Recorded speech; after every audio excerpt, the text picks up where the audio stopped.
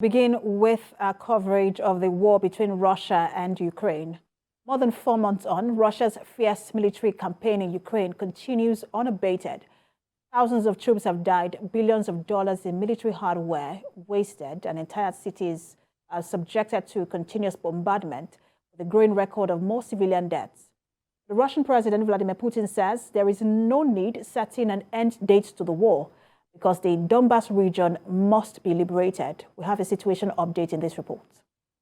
Ukrainian officials say at least 17 people have been killed after 2 Russian missiles struck a multi-story apartment building and a recreation center in the southern port city of ODESA in the early hours of Friday. State Emergency Services says at 6 a.m. Ukrainian time, 14 people had been killed in the attack and 30 injured. Meanwhile, Russian Defense Ministry has described the nation's decision to leave the strategically important Snake Island in the Black Sea a gesture of goodwill. But President Zelensky says Ukrainian forces took the island by force. While its position is important, Snake Island is just one of many battles being fought out in Ukraine. The fiercest fighting is still reserved for eastern Ukraine, where Severodonetsk has fallen to the Russians, and local officials fear its twin city, Lysychansk, will soon go next. Around 15,000 civilians are sheltering on the ground, away from continuous shelling. Some are refusing to leave, while others are desperate for the war to end. As the war grinds on, mortuaries are struggling to cope with the number of dead bodies.